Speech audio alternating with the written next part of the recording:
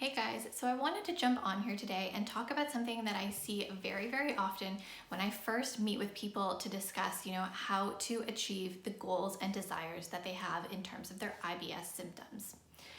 So often there are things holding people back, reasons why they haven't gone after this before or why they've tried and maybe not succeeded.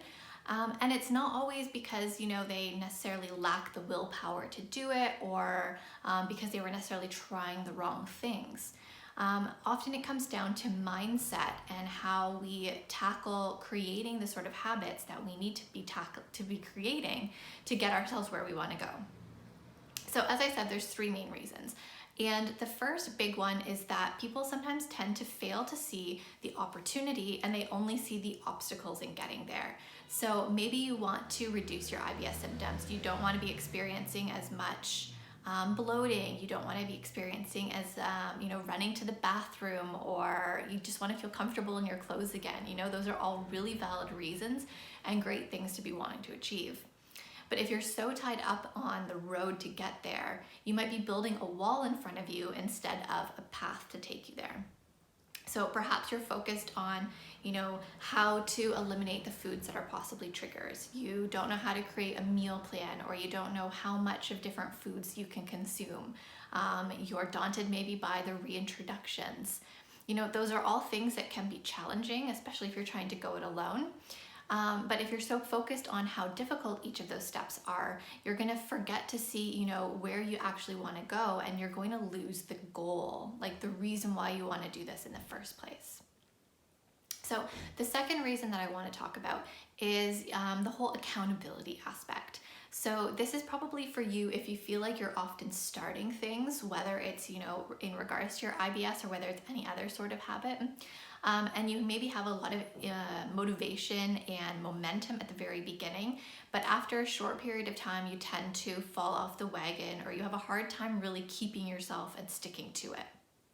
And different people deal with expectations in different ways. And there's a large group of people who really struggle when it's something that they're trying to do just for themselves.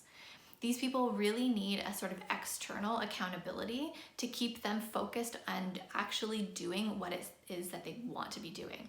And I have to admit that I'm definitely one of these people as well.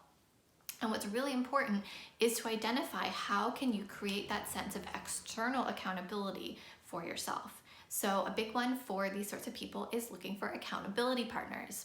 Now you have to be really careful, of course, in terms of what person you ask to be your accountability partner.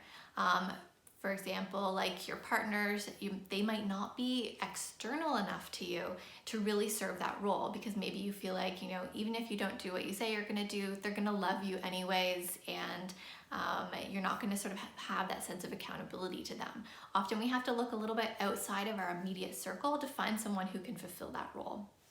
That could be, maybe a friend or a colleague or somebody else who's doing some sort of similar goal as you. It could be a coach. It could be a complete stranger that you've met online that you agree to partner up with. Whatever you need to do to give yourself that sense of accountability and to keep you doing what it is that you say you want to do. And now the third one that I want to talk about is a really difficult one when it comes to the whole mindset piece.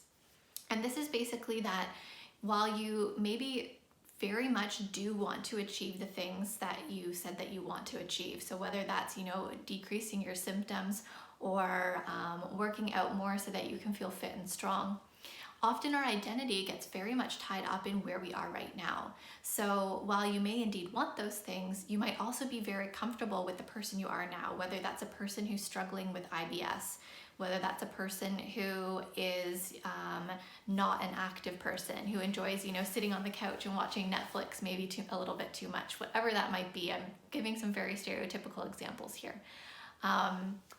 But we can come to identify with that. And even though we are maybe not comfortable physically or mentally in the place that we are, it's also a really scary idea of changing that and moving into a different role.